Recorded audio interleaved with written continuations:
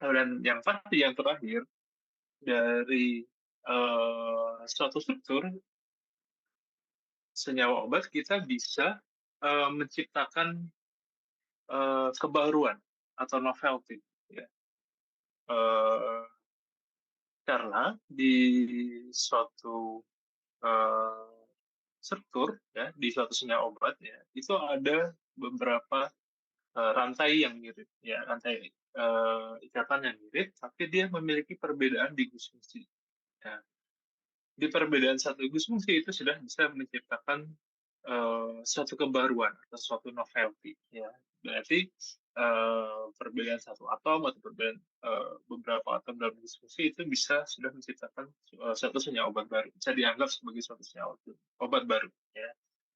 Nah, jadi penting kita harus tahu eh, bagaimana struktur senyawa obat kita, kemudian bagaimana eh, efeknya terhadap reseptor dan eh, targetnya, ya, dan bagaimana dia bisa berbeda antara satu struktur dan struktur lainnya, ya. Oke. Oh, ya. Eh, itu berbeda antara satu senyawa dengan senyawa lainnya, ya. Struktur kimia itu eh, biasanya dibentuk oleh ikatan-ikatan kovalen, ya, di dalam struktur.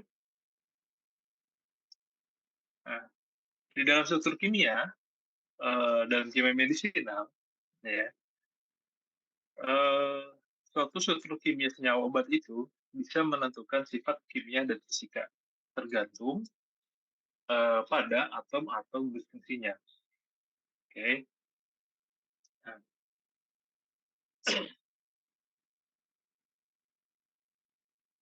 jadi yang dimaksud struktur,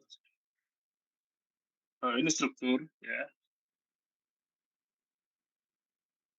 Struktur itu yang dalam bentuk rantai. Oke. H2O kan kita gambar seperti ini.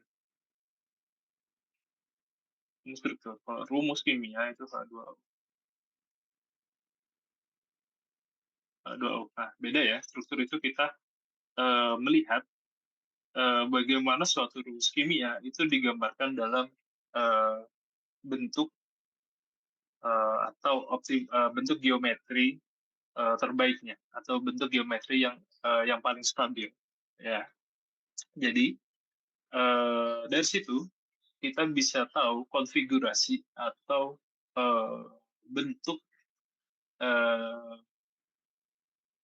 terbaiknya atau bentuk paling stabil dari suatu rumus kimia, ya.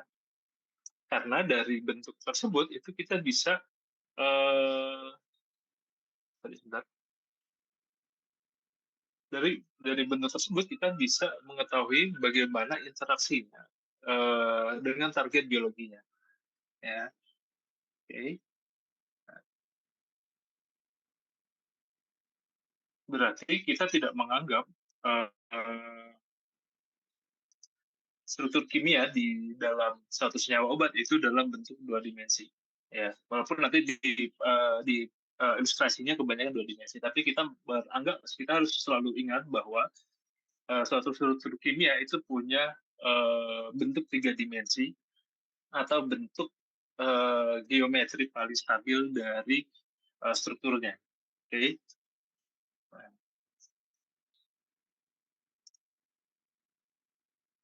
yang pertama ada peran gugus fungsi pada suatu struktur senyawa obat. Ya. Kalau kalian pernah lihat struktur senyawa obat itu dia ada gugus fungsi, ya, yang dimaksud gugus fungsi adalah bagian-bagian dari suatu struktur senyawa obat yang bisa berperan atau memberikan sifat pada struktur tersebut. Ya, biasanya dia ada di ujung, ya, di ujung-ujung dari struktur intinya. Nah, gugus fungsi banyak, ya, jenisnya banyak.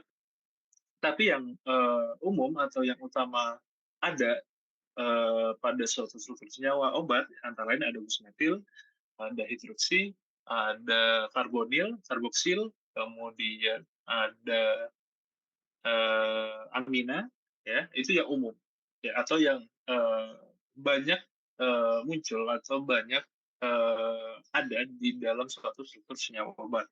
Ya, oke. Yang pertama, bagaimana gugus fungsi tersebut bisa berperan terhadap suatu sifat fisikokimia. Ya. Fisikokimia itu ada kelarutan, ada stabilitas, ada kemampuan permeabilitas, kemudian afinitas dan sebagainya. Nah, ternyata dari setiap gugus fungsi itu memiliki perbedaan peran atau perbedaan fungsi ketika dia ada di dalam suatu struktur senyawa obat. Ya. Yang pertama ada gugus metil. Gugus metil. Gugus metil CH3R, ya.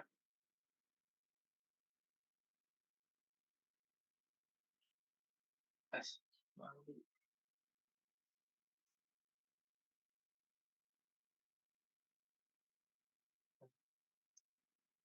Dan gugus metil yang ini gugus metil, ya.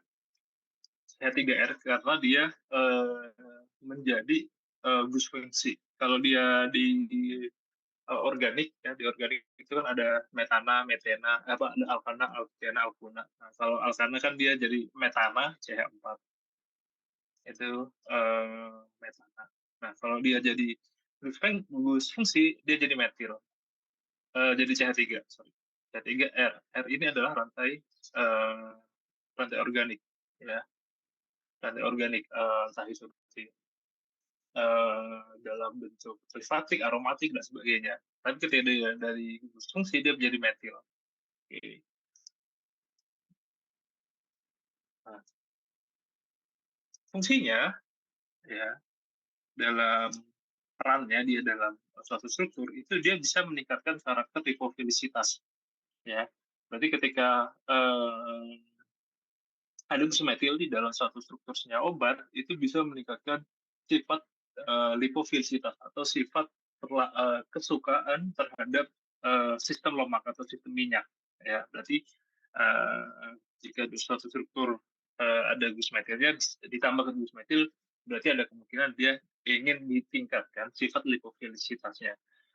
Nah, hal tersebut uh, ber, uh, berkesinambungan dengan menurunnya kelarutan senyawa tersebut terhadap air, ya, karena kalau dia suka minyak berarti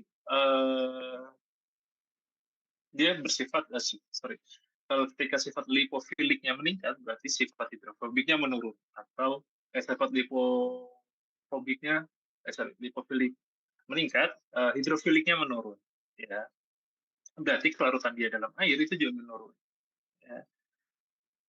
Nah, hal tersebut berlawanan ketika gugus hidroksi yang ditambahkan, ya. Ini gugus hidroksi OH, ya. Nah, ketika gugus hidroksi ditambahkan atau ada pada suatu struktur, itu akan menurunkan sifat lipofilik dan akan meningkatkan sifat hidrofilik atau kelarutan dalam air. Jadi di sini bisa kita lihat secara sederhana bahwa ada perbedaan sifat ketika gugus metil atau gugus hidroksil yang ditambahkan pada suatu struktur senyawa obat. Nah, itu sifat sorry, bukan sifat farmakokinetik, ya, sifat kesukaan dia terhadap suatu medium, ya. Di sini mediumnya ada dua, medium air dan medium minyak, ya. Medium lipid dan medium air, ya. Nah, hal tersebut itu secara tidak langsung berpengaruh terhadap efek penyerapan, ya, ataupun pelepasan dari suatu membran biologis, ya. Ketika dia bersifat lipofilik, penyerapannya itu akan menjadi meningkat, ya, terhadap suatu target biologis, karena kita tahu bahwa membran sel itu biasanya mudah mentransportkan senyawa-senyawa yang yang bersifat lipofilik, karena membran sel itu tersusun oleh lapisan-lapisan yang bersifat lipofilik. Berbanding terbalik dengan ketika gugusnya itu gugus hidroksi. Ya. Gugus hidroksi di sini berarti dia mudah larut dalam air. Ya, ketika dia mudah larut dalam air, berarti dia akan sukar atau memiliki kesulitan untuk menembus membran yang bersifat lipofil tadi, ya, karena dia sifatnya hidrofilik, berarti dia lama terbawa di sistem sirkulasi yang mayoritas disusun oleh air. Nah, tapi di dalam interaksinya, di sini gus hidroksi bisa memberikan peran untuk menjadi pengikatan atau tempat berinteraksi antara senyawa obat dengan targetnya dalam bentuk interaksi hidrogen. Ya, karena di sini ada atom H hidrogen dan atom O oksigen yang bisa berinteraksi secara hidrogen dengan targetnya yang memiliki antara kalau H itu terhadap O atau N nitrogen, kalau ini terhadap hidrogen yang ada pada reseptor atau makromolekul. Ya, ini di makromolekul.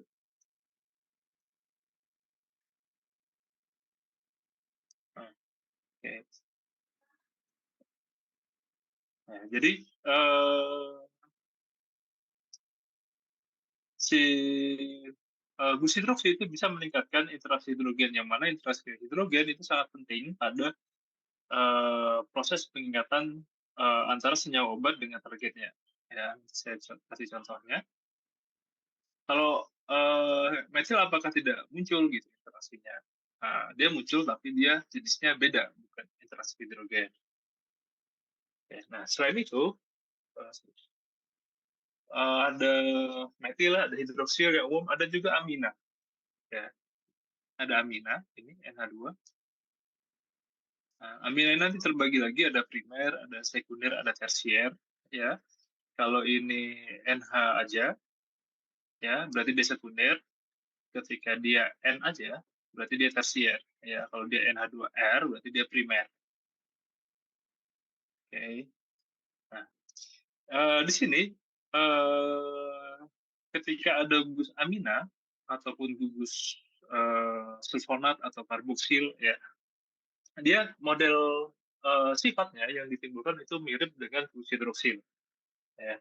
Jadi dia bisa menurunkan sifat lipofilisitas, ya, tapi dia bisa meningkatkan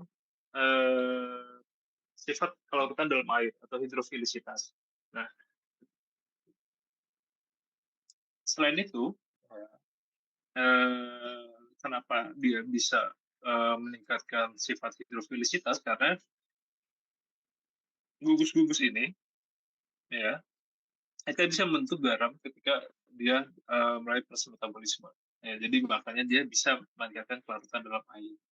Nah, gugus-gugus ini juga, ya, ini, ini, dan ini, itu bisa menjadi lokasi peningkatan interaksi hidrogen tadi, sama seperti hidroksil. Ya.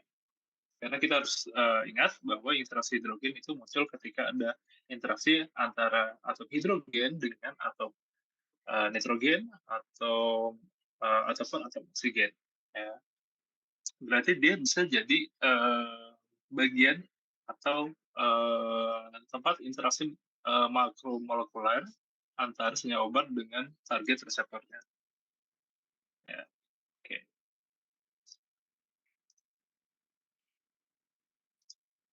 Ini yang saya maksud dengan interaksi tadi. Ya. Ini ada amina, ini amina sekunder, ya, yang berinteraksi dengan oksigen yang di sini. Ya, ini tadi gugus karbonil, ya. Dia bisa berinteraksi hidrogen juga dengan ini. Jadi ini ada H, O, OH, ya, itu hidrogen.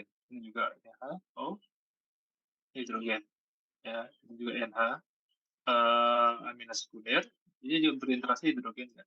Jadi ini contoh yang dimaksud dengan interaksi antara bus fungsi dengan targetnya. Ya, ini targetnya, ya, susunan dari asam amino yang merupakan prekursor dinding sel pada bakteri, senyawanya vancomycin, ya, atau antibiotik yang bekerja dengan menghambat sintesis dinding sel bakteri. Nah, itu yang dimaksud dengan interaksi intramolekuler atau bagaimana suatu disfungsi itu menyediakan interaksi antara senyawa obatnya, vancomycin, dengan targetnya. Ya, jadi targetnya adalah prekursor dinding sel. Oke.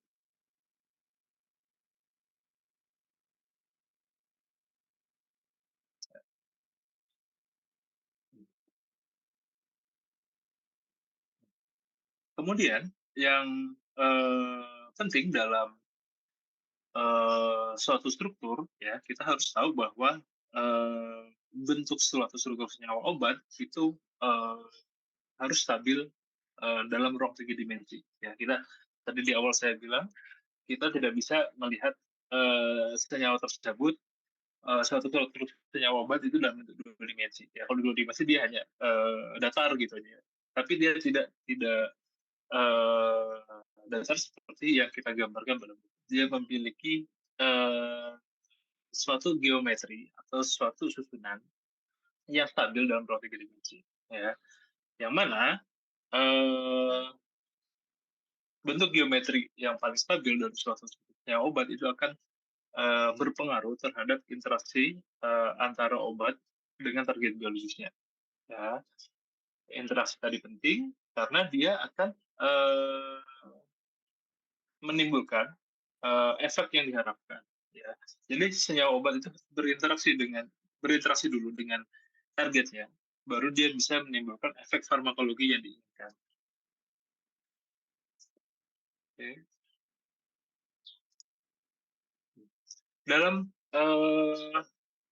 bentuk tiga dimensi dari suatu struktur senyawa obat, ya, yang pertama dikenal yang penting itu ada namanya stereoisomer. Ya. Stereoisomer adalah bentuk kemiripan dari suatu struktur senyawa obat antara uh, bentuk satu dengan bentuk duanya. Nah, dalam stereoisomer itu dibagi lagi, itu ada enantiomer atau diastomer. Ya. Disebut enantiomer ketika senyawa tersebut merupakan cerminan antara satu senyawa dengan senyawa lainnya. Ya, jadi dia stereoisomer itu dia punya rumus kimia sama, ya, tapi dia bentuk tiga dimensinya berbeda atau dia cerminan ya. Kalau enantiomer dia cerminan. Nah, kalau dia stereomer dia rumus kimianya sama,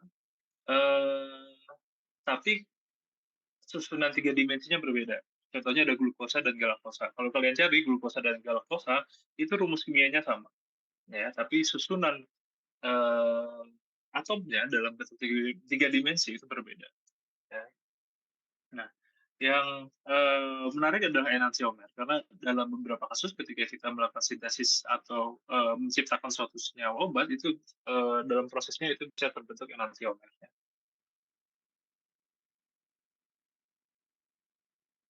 Nah, salah satu contohnya adalah talidomid. Ya, talidomid ini senyawa yang diciptakan untuk meredakan mual pada ibu hamil zaman dulu tahun 1956.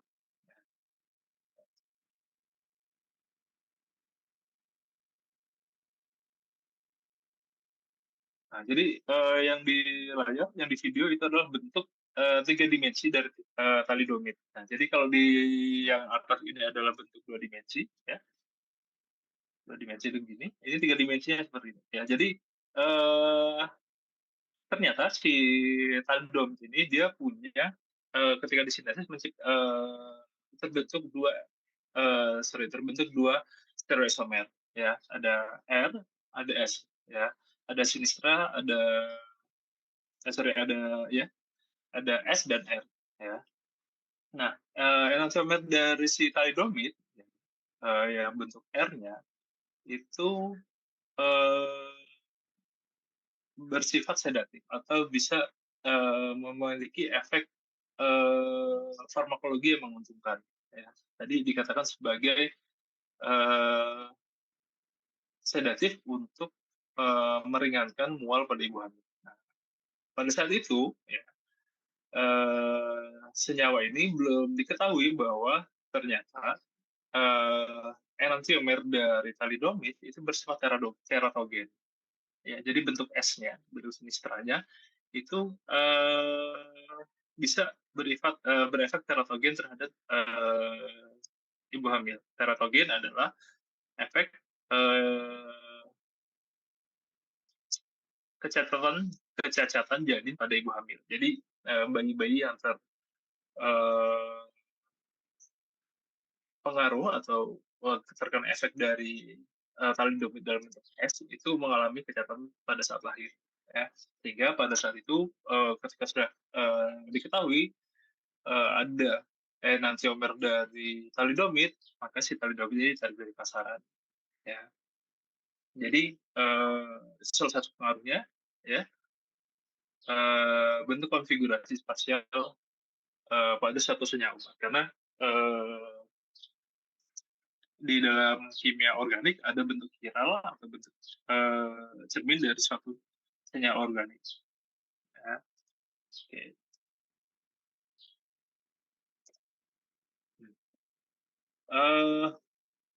Kemudian di struktur kimia atau fungsi pada suatu senyawa obat itu juga bisa berpengaruh terhadap sifat kimia fisika senyawa obat tersebut.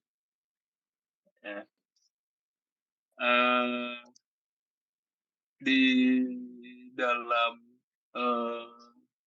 ilmu farmasi ya sederhananya itu ada yang disebut ATMA, farmakokinetik ya. Dan farmakokinetik di dunia farmasi itu ada ATMA, ada absorpsi, distribusi, metabolisme, dan eliminasi. Ya. Nah, efek-efek tersebut ya itu bisa tercapai ketika senyawa obat tersebut memiliki gugus fungsi yang mendukung terciptanya efek-efek tersebut. Ya. Dalam kimia medisinal ada 4 parameter yang dipengaruhi secara umum oleh gugus fungsi tersebut. Ada kelarutan, ada pKa, lipofusilitas, dan stabilitas. Ya. Kenapa bisa? Oke.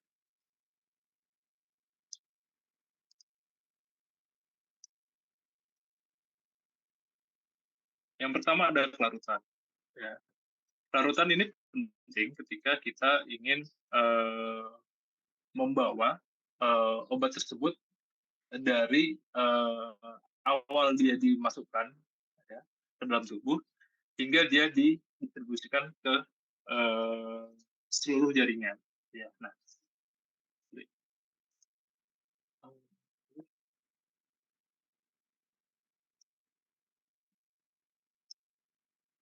jadi kan ada absorpsi obat dimasukkan ke dalam tubuh, ya ini administration site, ya itu oral, intravena, intrabukal dan sebagainya. Nah,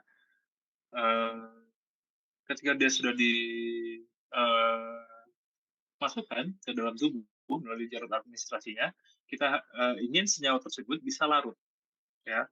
Kalau dia larut harus ingat ya bedanya larut sama tidak larut. Kalau tidak larut kan tuh dia membentuk endapan itu kan berarti tidak larut ya. Kalau dia larut berarti dia terbawa oleh medium pembawanya. Yang mana di dalam tubuh kita medium pembawa paling umum adalah air. Kita mengharapkan senyawa-senyawa kita itu mudah larut dalam air. Ya. Dia bisa terbawa dalam air yang ada dalam tubuh kita sehingga dia bisa diserap ke dalam sistem sirkulasi. Karena sistem sirkulasi kita itu komponen utama penyusunnya adalah air. Berarti kelarutan di sini adalah salah satu hal yang paling penting ya karena kita ingin bawa dulu senyawa obat kita itu ke dalam suatu sistem sirkulasi, sistem pembawa. Ya. Sistem sirkulasi tadi darah ya. Yang paling utama darah ya. Jadi kita ingin bawa dulu senyawa obat kita itu terbawa oleh darah hingga bisa diabsorpsi.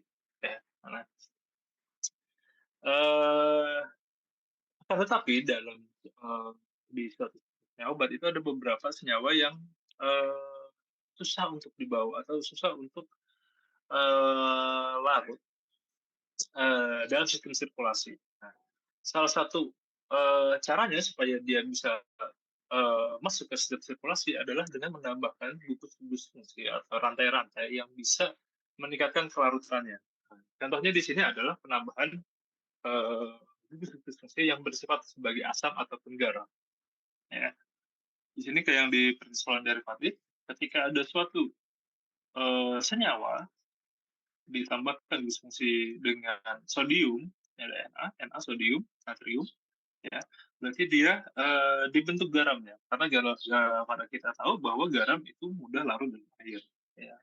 Dalam kimia larutan, si garam mudah larut air. Selain itu, kita bentuk juga senyawa-senyawa yang bersifat asam lemah, ya.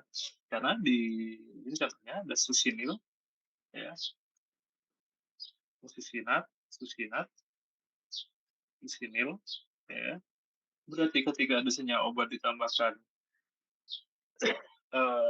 gugus-gugus fungsi seperti susinil atau susinat ini, dia uh, ditambah gugus fungsi ini berfungsi untuk meningkatkan kelarutannya dalam uh, sistem sirkulasinya. Karena tadi kembali ke konsep yang di awal tadi, gugus fungsi seperti hidroksil ataupun karboksil, ya, ataupun ini amina, ya, itu bisa meningkatkan kelarutannya dalam air.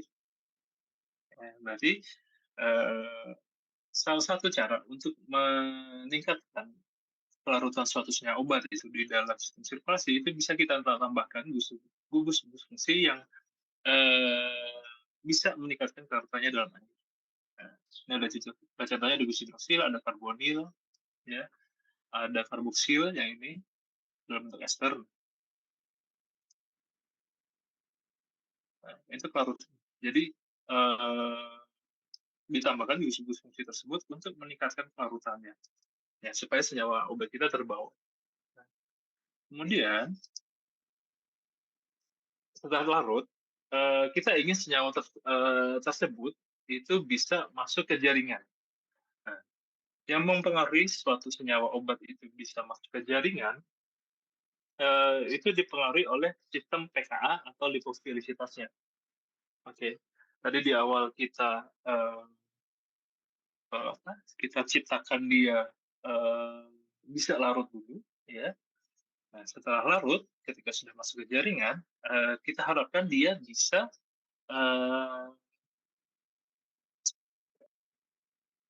berdifusi atau memiliki sistem permeabilitas untuk melewati membran sel yang menyusun sistem jaringan. Nah, penembusan sistem jaringan atau membran sel itu dipengaruhi oleh nilai pKa. Ya. pKa di sini adalah ketika suatu konsentrasi suatu asam itu sama dengan konsentrasi basa konjugatnya. Ya, nilai antilog dari pH-nya. Nah, distribusi itu aliran darah ke jaringan tubuh. Kemudian untuk dari aliran darah ke jaringan tubuh itu disebut kemampuan permeabilitas membran atau kemampuan obat untuk menembus membran sel. Hubungannya apa? Hubungannya ini. Ketika suatu nilai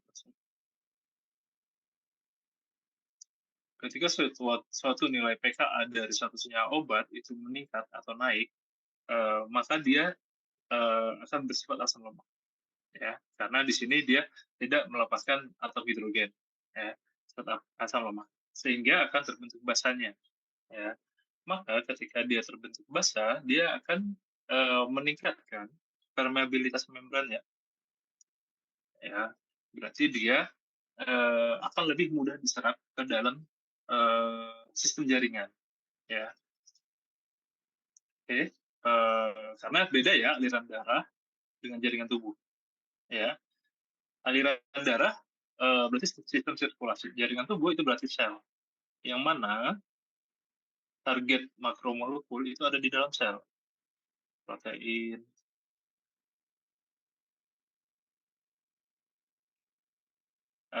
protein, reseptor, enzim itu ada di dalam sel, ya. Jadi kita ingin senyawa kita itu bisa masuk ke sistem sel yang membentuk jaringan tubuh, ya. Berarti kita harus kita ingin senyawa kita memiliki nilai pKa yang cukup tinggi, ya, karena dia akan bersifat asam lemah sehingga sifat permeabilitasnya membrannya akan meningkat, ya. Hal tersebut berbanding terbalik ketika nilai pKa-nya itu menurun atau kecil, ya, berarti dia akan bersifat asam kuat. Nah, ketika dia bersifat asam kuat, dia akan lebih banyak terionisasi atau dalam bentuk bermuatan. Ketika dalam bentuk bermuatan, dia akan lebih banyak larut di dalam sistem aliran darah. Ya, ini dia akan banyak di sistem sini. Sehingga dia tidak akan masuk ke dalam jaringan tubuh atau jaringan sel tadi. Berarti senyawa kita ketika lebih banyak di sistem sirkulasi darah, dia akan susah masuk ke dalam jaringan selnya atau sistem jaringan target kerja obat tadi. Ya. Sehingga dia tidak mencapai targetnya dan lebih mudah atau lebih cepat tereliminasi. Ya, kita harus ingat bahwa sistem eliminasi zat-zat di dalam tubuh kita itu paling sederhana adalah melalui urin. Urin adalah komponen utamanya adalah air. Berarti senyawa kita ketika mudah uh,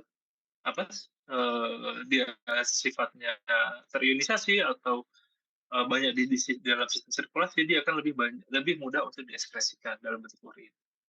Nah, oke. Berarti kita ingin senyawa kita itu di awal itu mudah dulu di bawah sistem sirkulasi. Ketika sudah di bawah sistem sirkulasi, dia juga mudah masuk ke dalam jaringan tubuh. Ya, oke. Ini adalah contoh dari pengembangan atau pengaruh penambahan fungsi terhadap sifat pKa dan lipofilisitas. Ya. Ini adalah senyawa, ini adalah lead compound. Ya, lead compound itu senyawa potensial, tapi dia masih memiliki beberapa kekurangan, entah itu farmakologi atau farmakokinetik. Di sini dia nilai pK-nya 4,5, log P-nya 1,2. Semakin kecil log P berarti dia semakin mudah, semakin kecil log P berarti sifat hidrofilisitasnya semakin meningkat. Ya. Nah, ini adalah lead compound untuk sistem ACE, angiotensin converting enzyme, ya, yang mana senyawa ini bisa sampai ke reseptor ACE, tapi dalam jumlahnya sedikit. Makanya di sini dikatakan orally inactive. Ya, dia bukan tidak terbawa ya, tapi dia terbawa, tapi dia juga mudah dikeluarkan. Dia tidak sampai ke targetnya dengan dalam jumlah yang kita harapkan. Ya. Nah, maka di sini dilakukan modifikasi, ya. Di sebelahnya itu ada losartan. Losartan, kalau kalian sudah belajar farmakologi, adalah salah satu obat untuk penurun tekanan darah, ya, kalau nggak salah, yang mana dimodifikasi di bagian ini. Ya, di sini ada cincin ya, tetrazol, ini ada NH, ada amida, ya. Nah, dengan penambahan gugus fungsi ini, nilai pK-nya meningkat dan nilai log P-nya meningkat, ya, dari 1,2 menjadi 1,5. Berarti sifat lipofilisitasnya itu meningkat.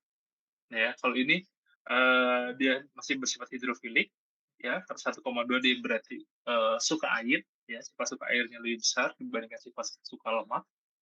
Tapi ketika ditambahkan gugus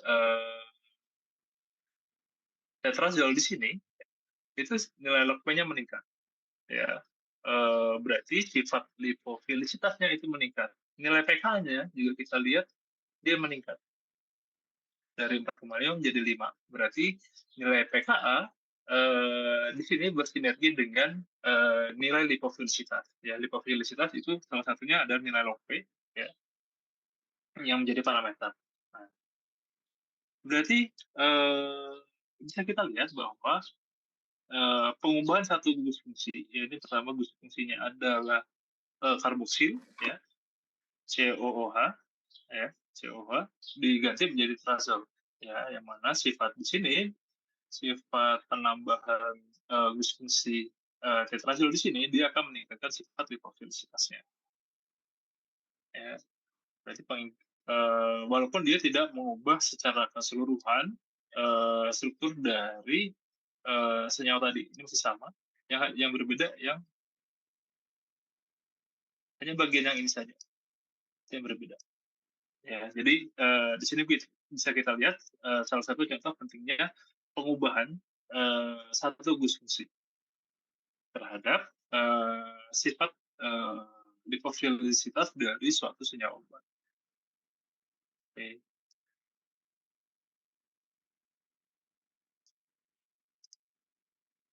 Oke.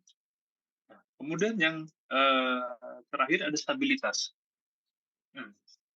Oke, stabilitas di sini adalah bagaimana satu struktur senyawa obat itu bisa bertahan dalam suatu sistem biologi. Ya, oke. Kita ingin senyawa kita stabil ketika dibawa oleh sistem sirkulasi, ketika dia melewati membran, ketika dia di dalam sel, hingga sampai ke target. Oke, kita ingin dia stabil. Stabil di sini berarti dia tidak rusak secara struktur. Ya. Nah, eh, stabilitas sendiri itu bisa dipengaruhi oleh bukan dipengaruhi ya, bisa diubah atau bisa diganggu oleh beberapa faktor, antara lain ada hidrolisis, ada fotolisis karena cahaya, atau oksidasi, ya, karena efeknya terhadap kemampuan dia berinteraksi dengan oksigen yang ada di udara. Nah, yang paling utama atau yang paling umum terjadi adalah bagaimana senyawa kita itu bisa stabil, ya, ingat ya, bisa stabil ketika dia ada di dalam eh, sistem sirkulasi dan sistem jaringan tubuh, sistem jaringan sel tadi, ya. Karena eh,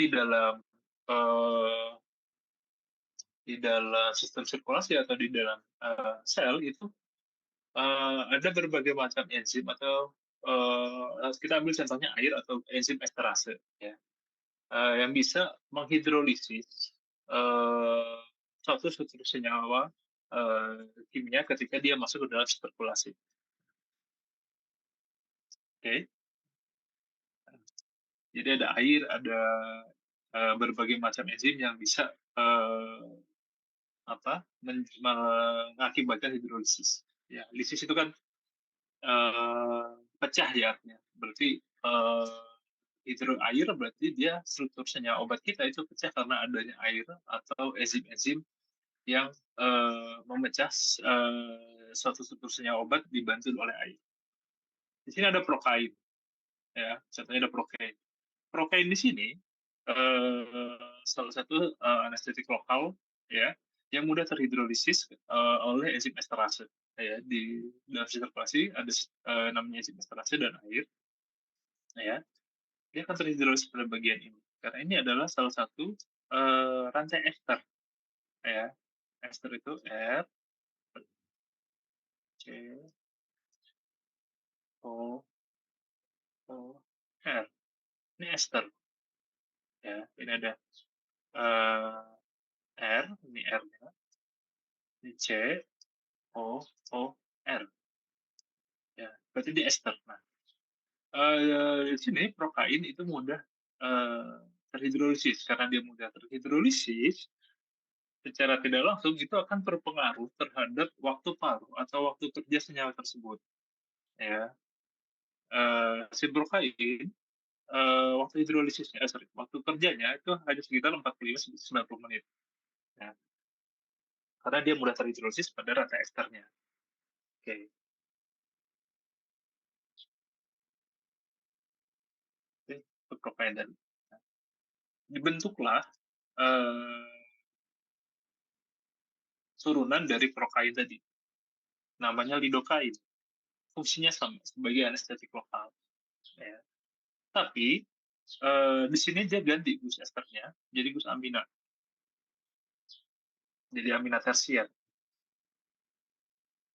Oh sorry, amina sekunder, ya, jadi amina sekunder. Ini awalnya di sini karbonil diganti jadi amina. Itu untuk meningkatkan stabilitasnya supaya dia tidak mudah terhidrolisis pada bagian ester. Oke, ini masih dipertahankan, ya, karena salah satu interaksi yang penting. Nah, selain itu dengan mengubah selain mengubah gugus esternya, di sini dia juga menambahkan gugus metil pada benzen. Kalau di sini dia adalah amina, di sini diganti gugus metil. Ini CH3 ya, kalau nggak ada gini berarti ini CH3.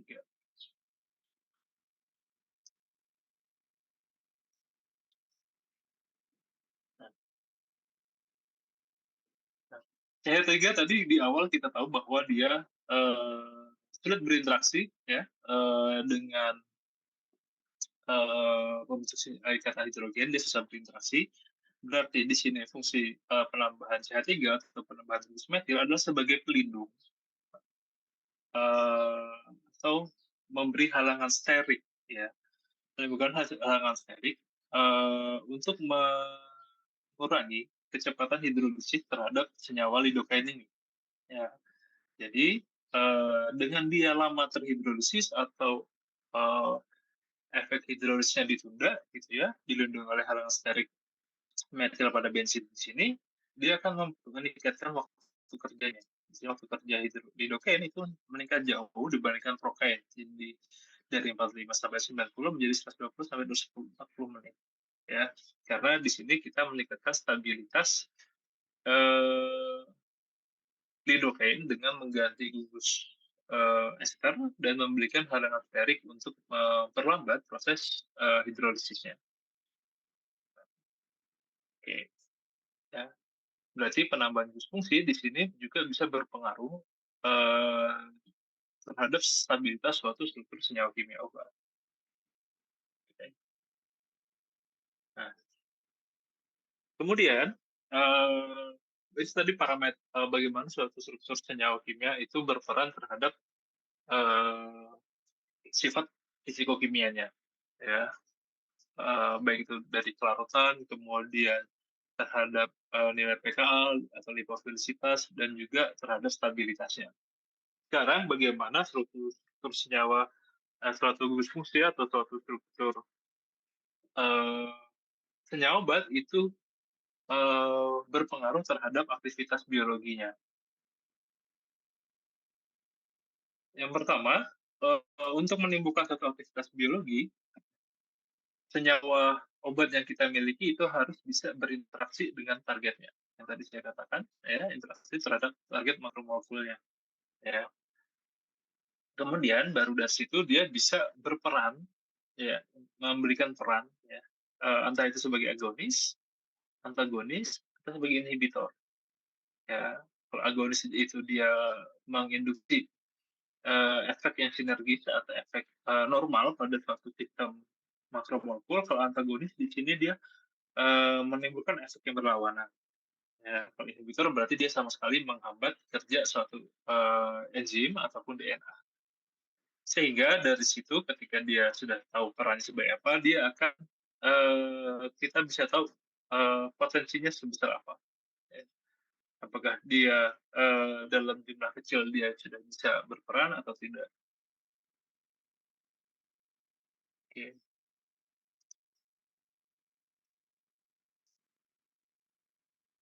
Nah, yang pertama ada interaksi makromolekul. Kalau di kimia dasar, eh, kalian belajar di kimia itu ada ikatan kovalen, ikatan ion, ikatan hidrogen, dan ikatan van der Waals. Ya. Nah, yang perlu ditandai adalah perbedaan antara jenis-jenis ikatan yang muncul ketika suatu senyawa obat itu bertemu dengan target makromolekuler. Kalau ikatan kovalen itu selalu ditandai dengan pemakaian elektron bersama, sehingga biasanya ditulis dalam bentuk garis lurus. Ya, ini adalah metana, berarti dia berarti ikatan kovalen antara karbon dengan karbon dengan atau karbon dengan hidrogen. Ya, jadi ini garis lurus. Garis lurus ini adalah ikatan kovalen. Ya, ikatan kovalen. Nah, kalau ikatan ion itu adalah gaya tarik menarik. Sorry, bedanya antara kovalen dengan ion, hidrogen, dan van der Waals, dia membentuk satu rantai baru. Ya, disebut rantai ya. Karena kita menggambarnya atau menulisnya itu dalam bentuk satu garis lurus. Berarti dia bentuk satu ikatan yang bisa dikatakan permanen. Nah, bedanya antara kovalen dengan ion atau hidrogen atau van der Waals, ya, ini bersifat elektrostatik.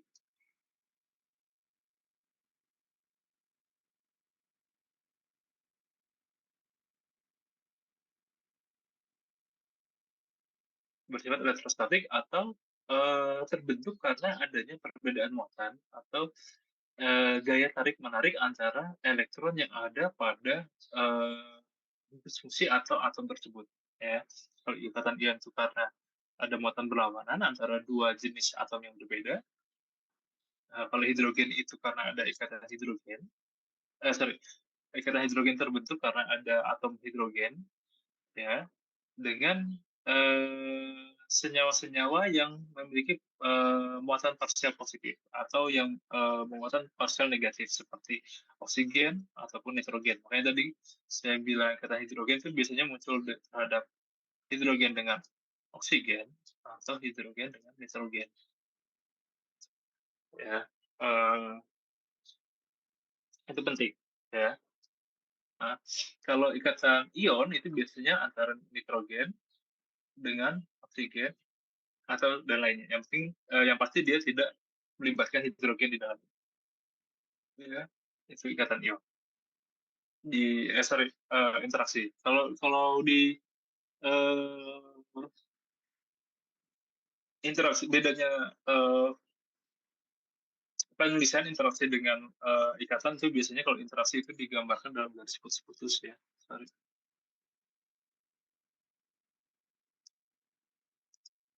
Jadi kalau interaksi itu karena dia tidak membentuk ikatan baru, hanya interaksi antara muatan perbedaan muatan, dia biasanya dibentuk ditulis dalam bentuk garis putus-putus. Berarti dia tidak membentuk rantai baru, dia hanya berinteraksi karena memiliki muatan yang berbeda.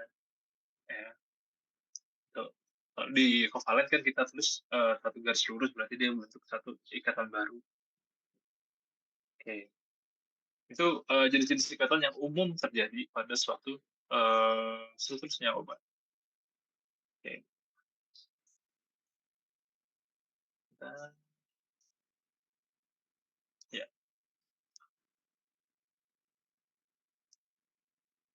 Nah, ketika dia sudah memiliki maksudnya interaksi, ya, dia akan menimbulkan afinitas atau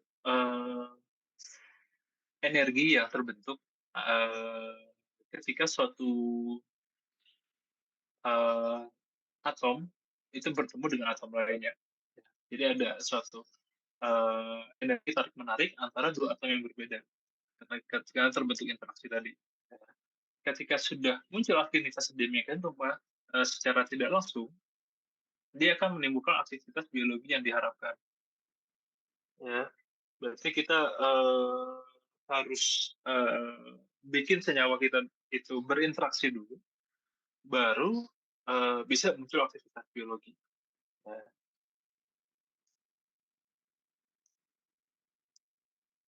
Ini contohnya. Ya, kenapa interaksi itu penting? Oke, di sini ada dua senyawa. Ini ada kalkon 1, yang ini. Ini ada kalkon 2, yang ini. Oke, ini ada 4 hidroksitamoksifen. Di sini si senyawa kalkon 1 dan kalkon 2 ini adalah senyawa yang disintesis di lab kita, di lab farmasi Unmul, disintesis oleh kakak tingkat kalian, disintesis sebagai senyawa anti kanker, ya, anti kanker. Akan tetapi nilai dari aktivitas senyawa yang disintesis ini tidak terlalu baik. Kalau nilai IC50 itu di atas 1000, yang kalkon 1, yang kalkon 2 itu sekitar 500. Ya, dia tidak terlalu baik. Semakin kecil nilai IC50, nanti kalian akan belajar ya, nilai IC50 itu semakin kecil nilainya, itu berarti aktivitasnya semakin baik, efektivitas kerjanya semakin baik. Gitu ya. Nah, kenapa sih kalkon 1 dan kalkon 2 ini efektivitasnya tidak terlalu baik? Gitu ya. Kalau bisa kalian lihat di layar, semoga kelihatan ya. Ternyata kalkon 1 dan kalkon 2 itu hanya menimbulkan atau hanya bekerja secara hidrofobik atau secara van der Waals, ya ini interaksinya terhadap residu asam amino yang ada pada reseptor yang ada di sel kanker. Ya, ini interaksi hidrofobik atau interaksi van der Waals tadi.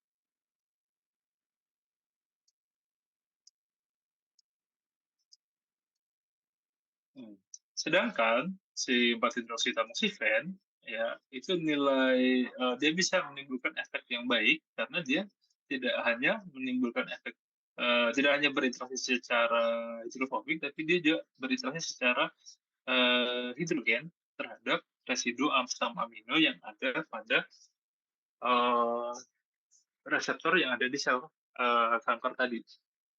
Ya. Hmm. Sehingga si 4 hidroksitamoksifen itu bisa menimbulkan efek yang lebih baik dibandingkan senyawa yang disintesis tadi, kalkon 1 dan kalkon 2. Nah, perbedaan yang bisa dilihat lagi adalah perbedaan nilai delta G afinitasnya. Di sini kalau kita lihat delta G afinitas dari 4 hidroksitamoksifen itu lebih baik dibandingkan kalkon 1 dan kalkon 2. Ya, karena di sini nilai afinitas atau nilai energi yang ditimbulkan itu lebih besar dibandingkan kalkon 1 dan kalkon 2, sehingga di sini eh, ada sinergis atau berkesinambungan antara interaksi molekul dengan afinitas dan aktivitas biologinya. Ketika dia bisa menimbulkan interaksi yang penting ataupun interaksi-interaksi yang menimbulkan afinitas yang besar, diharapkan senyawa kita itu juga bisa menimbulkan efektivitas biologi yang baik, atau efek biologi yang kita harapkan. Oke.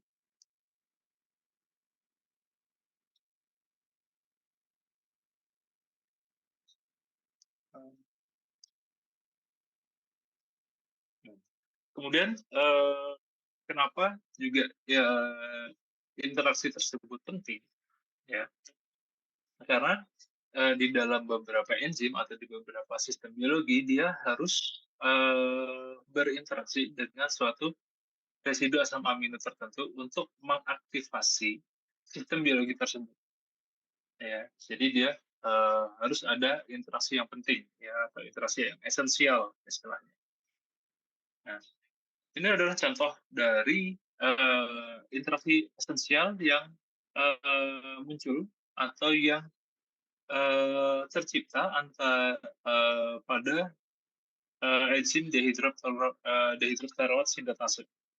Ya, jadi si enzim dehidroteroat sintetase itu adalah enzim yang bertugas untuk mengkonversi PABA untuk menghasilkan tetrahidrofolat pada sistem bakteri. Ya, jadi ini adalah faba. Ya,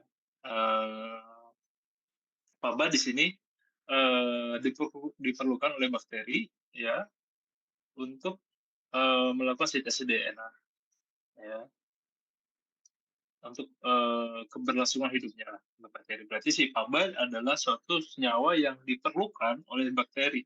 Ya. Nah, si faba sendiri itu dia bisa mengaktifkan enzim dehidrogenase sintetase itu melalui interaksi hidrogen yang ditimbulkan oleh amina, interaksi van der Waals oleh benzinnya, dan interaksi ionik, ya, yang ditimbulkan oleh gugus hidroksil dari rantai esternya di sini. Ya. Nah, ini ada nih para amino benzoic acid.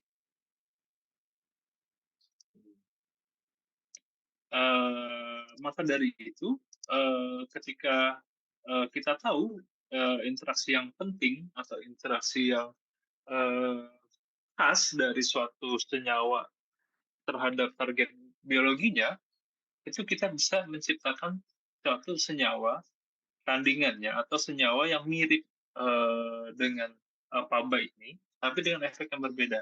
Maka dibentuklah senyawa sulfonamida. Sulfonamida ini antibiotik yang bekerja pada enzim dehidrogenase sintetase tadi. Tapi dia tidak bisa diproses menjadi eh, apa? Eh, tidak bisa diproses menjadi bahan yang diperlukan oleh bakteri untuk sintesis DNA-nya. Kalau sintesis bakteri, berarti ketika bakteri nggak dapat nutrisi yang dia harapkan, uh, secara tidak langsung keberlangsungan hidup si bakteri akan terancam, gitu kan ya. Bedanya adalah dari sulfonamida dengan faba, ini sulfonamida ya, ini faba ya, adalah di ini. Kalau di sini adalah karbon, di sini sulfur, S, ya. Yang lain mirip, ini mirip, ini mirip, ini mirip. Dia tetap mempertahankan interaksinya, tapi dia mengganti satu fungsi atau satu atom yang penting yang diperlukan oleh bakteri. Ya, karena uh, pada sintesis pada sintesis DNA bakteri itu dia membutuhkan satu unit karbon. Ya, di sini karbonnya diganti, berarti dia tidak dapatkan si bakteri tidak mendapatkan satu atom karbon yang dibutuhkan untuk sintesis DNA-nya. Ya, berarti di sini uh,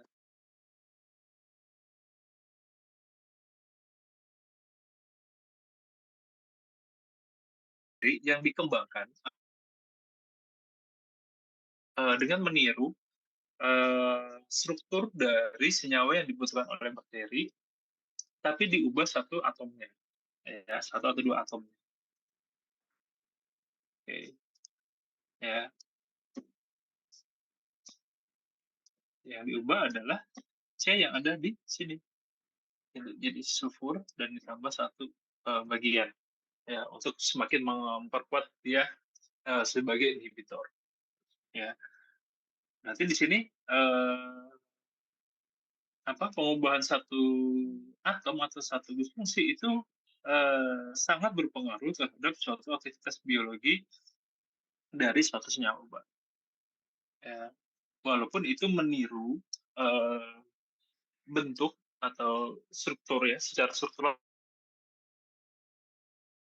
dari senyawa yang dibutuhkan bakteri. Tapi ketika kita ubah satu atom atau beberapa bagian disfungsinya kita ubah, di sini kita sudah bisa menciptakan suatu senyawa yang berlawanan efeknya, berlawanan kerjanya dengan senyawa yang dibutuhkan oleh bakteri tadi. Ya. Jadi seperti itu. Kemudian tadi kan interaksi elektrostatik ya yang di Pamba tadi ya. Ini elektrostatik ya, tadi seperti saya katakan di awal. Sorry. di awal bahwa kalau interaksi elektrostatik, entah itu hidrogen, van der Waals atau ionik, dia selalu dikembangkan oleh garis putus-putusnya. Dia tidak membentuk satu rantai. Karena dia adalah interaksi karena adanya muatan elektronegatif yang berbeda antara dua gus fungsi yang berbeda. Ya, ini digambar oleh garis putus-putus. Nah, bedanya dengan interaksi yang muncul ketika dia berinteraksi secara kovalen. Ya. Nah, kalau kovalen tadi kan saya katakan bahwa dia uh, berinteraksi dengan membentuk satu rantai baru. Nah, ini contohnya adalah penisilin. Ya, penisilin adalah antibiotik juga yang kerjanya itu menghambat sintesis dinding sel bakteri. Ya, jadi ini adalah susunan dinding sel bakteri. Ya, yang mana dinding sel bakteri itu dihubungkan satu sama lain melalui rantai pentaglisin. Rantai pentaglisin yang dibentuk atau yang dihubungkan oleh namanya enzim transpeptidase. Enzim transpeptidase ini adalah enzim yang dimiliki oleh bakteri untuk menyusun dinding sel bakteri, menyusun dinding selnya. Ya.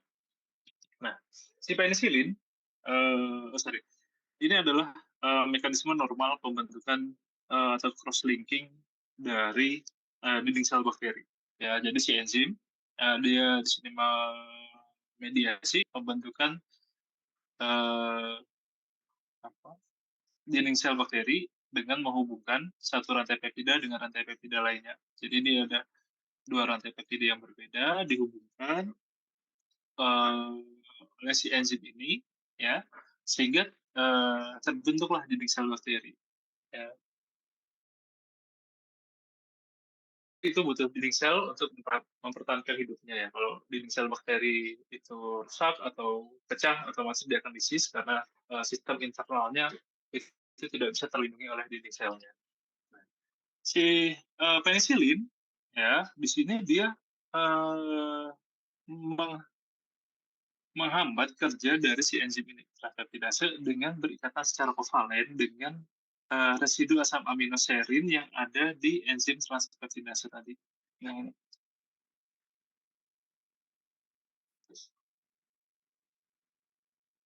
itu dia berikatan secara kovalen. Kalau di sini kan teori di sulfonamida tadi secara elektrostatik ya.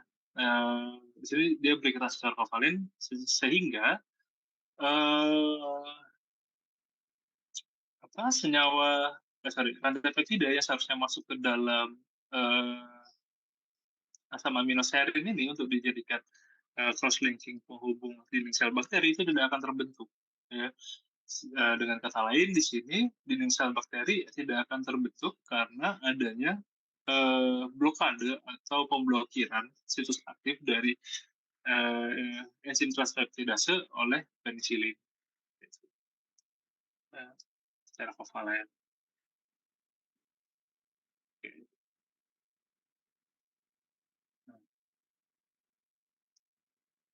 Kemudian itu tadi contohnya adalah sel-sel yang bekerja terhadap entitas lain selain sel manusia ya, yaitu sel bakteri. Nah, sekarang senyawa-senyawa yang salah satu senyawa yang bekerja terhadap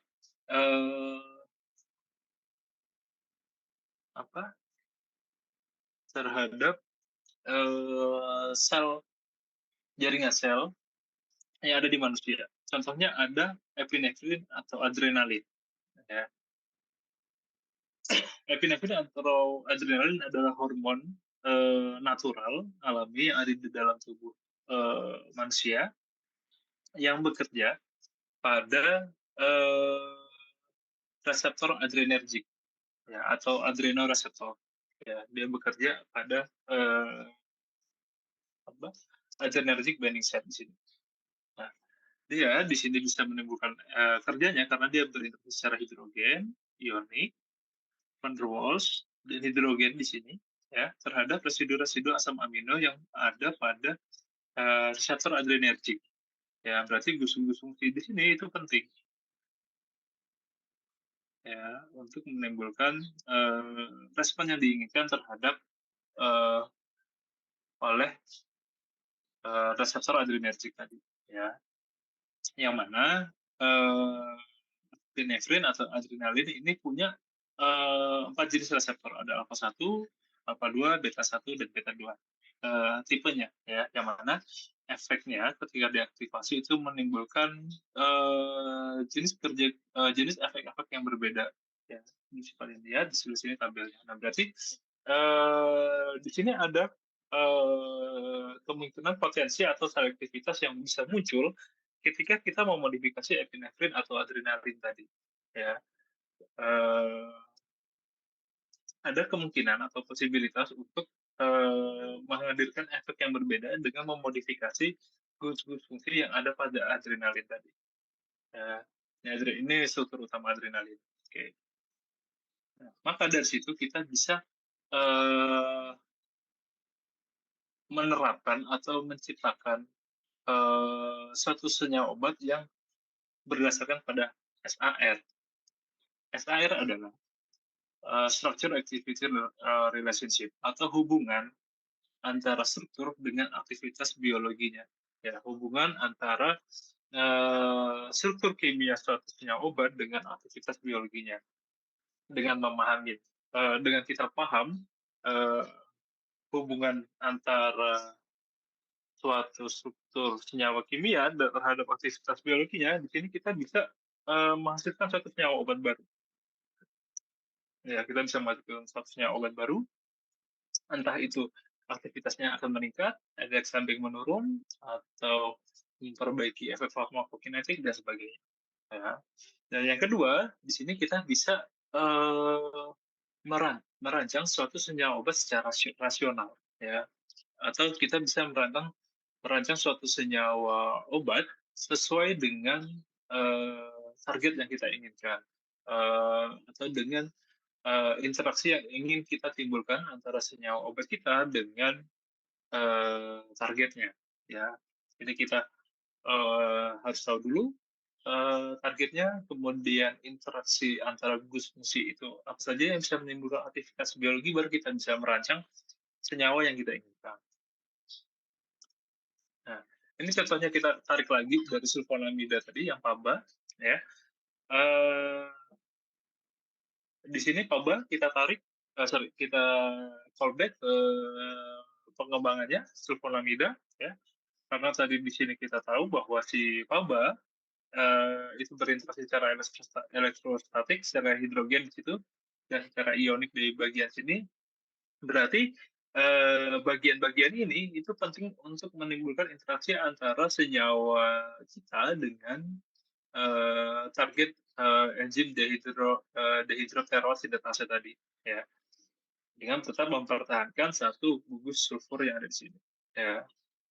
Berarti senyawa ini gugus ini penting, ya. Berarti kita bisa memodifikasi atau mengganti gugus fungsi pada posisi tersebut, ya. Nah, selain itu, kita tahu gus fungsinya, kita juga harus tahu posisinya. Ya, saya lupa tadi. PABA itu kan para amino benzoic acid. Dalam sistem benzene itu ada setiap penempatan gus fungsi, itu ada posisi orto, ada meta, ada para. Orto itu kalau di sini ini orto, di sini meta, di sini para.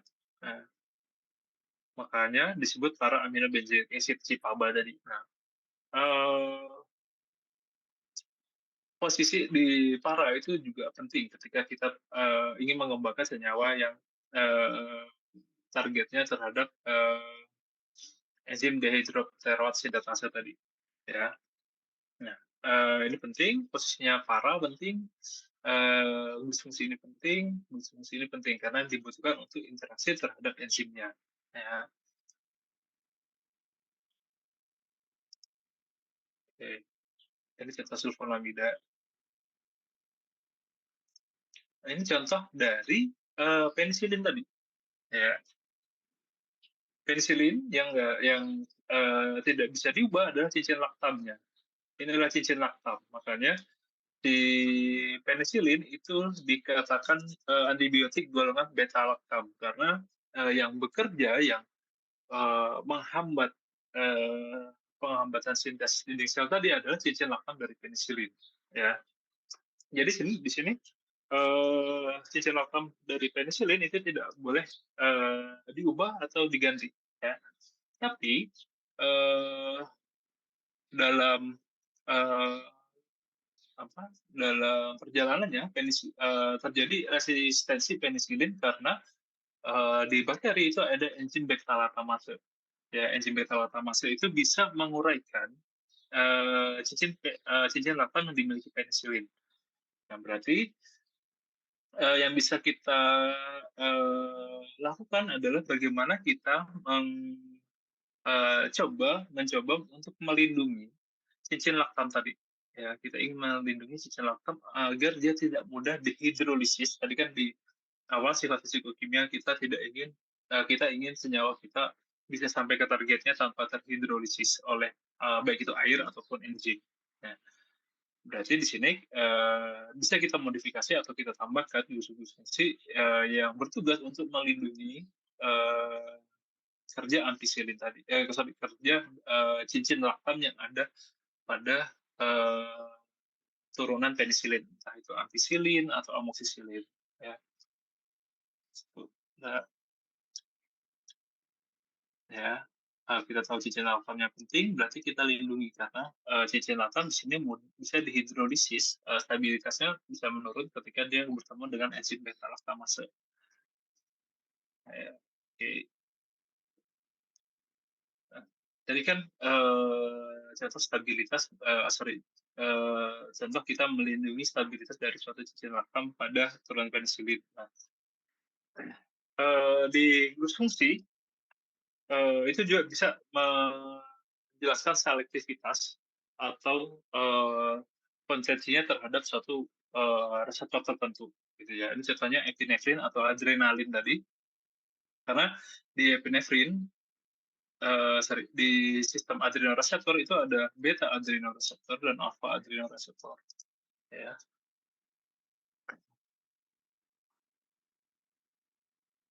Oke. Di yang mana pengubahan satu disfungsi itu bisa meningkatkan selektivitas atau potensi dari senyawa turunan adrenalin tadi, karena ternyata ada perbedaan topologi atau perbedaan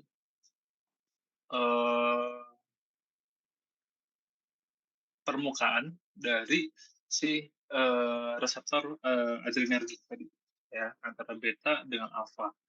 Yang mana di pada posisi beta dia punya satu ekstra hydrophobic pocket, ya, yang bisa dimanfaatkan untuk membedakan antara kerja alfa dengan kerja dari senyawa-senyawa terhadap alfa adrenoreseptor ataupun senyawa yang bekerja terhadap beta adrenoreseptor. Oke. Nah, berarti di sini dari senyawa adrenalin tadi itu kita bisa prediksi atau kita bisa pelajari bahwa senyawa gugus fungsi yang di sini itu penting, ya, karena dia terlibat pada interaksi esensial yang ada pada adrenoreseptor, sehingga kita tahu gugus fungsi ini bisa dimodifikasi untuk entah itu meningkatkan selektivitas atau meningkatkan potensinya.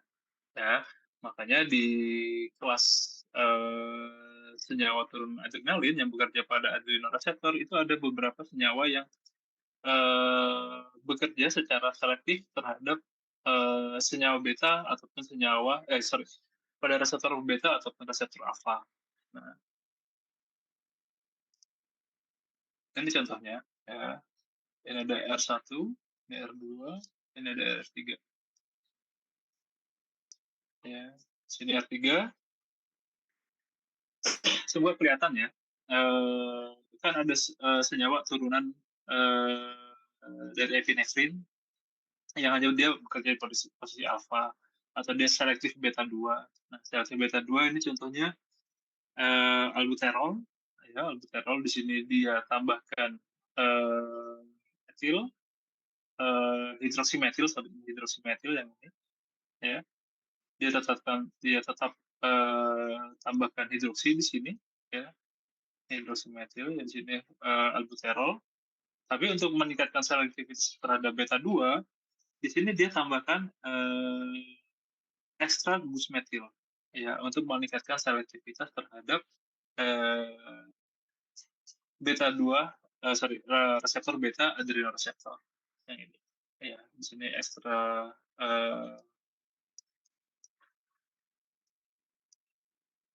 metil. Nah, itu untuk meningkatkan selektivitasnya terhadap eh, reseptor beta.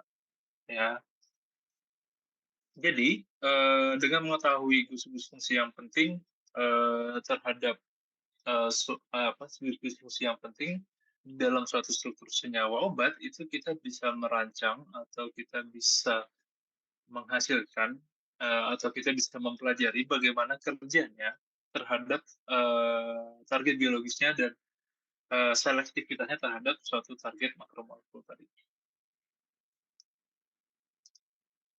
Oke, terima kasih. Ada yang ingin ditanyakan?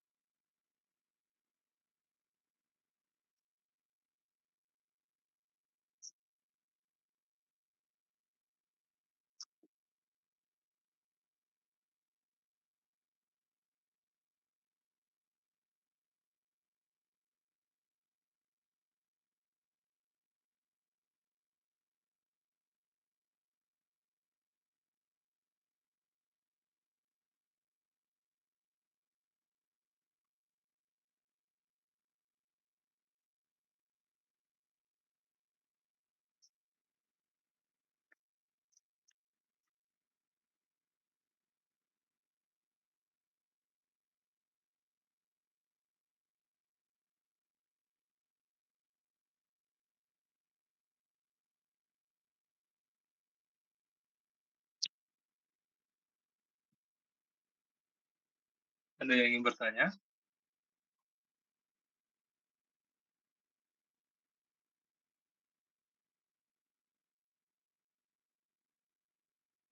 Kalau tidak ada, apakah boleh saya tutup kelasnya sampai di sini?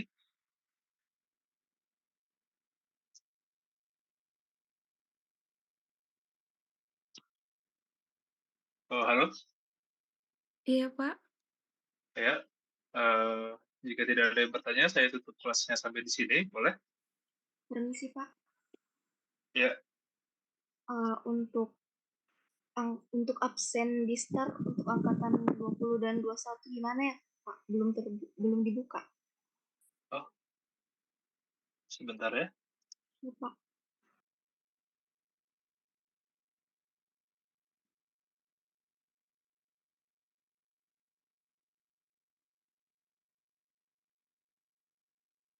Kalian masuknya di mana ya? Di kimia farmasi 1 kan? Iya, Pak.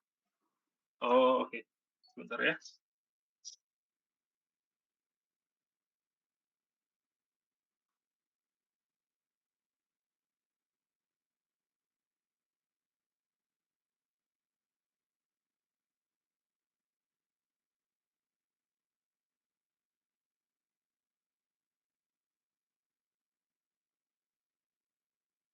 Oke, sudah saya buka kelasnya. Silakan tanda tangan. Pak, terima kasih. Oke. Baik, jika tidak ada yang bertanya, saya cukupkan sampai di sini kuliahnya untuk hari ini. Nanti untuk absen yang kedua nanti saya buka hari Senin ya. Tolong absen hari Senin saya kasih tahu ke apa namanya ini tadi, ke Octavia ya. Nanti saya WA ke Octavia kalau sudah saya buka kelasnya untuk absen yang kedua. Untuk pertemuan selanjutnya itu nanti yang masuk Pak Islamuddin ya. Jadi tolong dihubungin beliau untuk PJ kuliahnya. Terima kasih untuk kehadirannya pagi hari ini. Saya mohon maaf jika ada penjelasan saya yang kurang jelas ya atau sulit dipahami. Terima kasih. Selamat pagi. Wassalamualaikum warahmatullahi wabarakatuh. Waalaikumsalam warahmatullahi wabarakatuh. Waalaikumsalam warahmatullahi wabarakatuh. Terima kasih, Pak. Terima kasih, Pak. Ya, oke, saya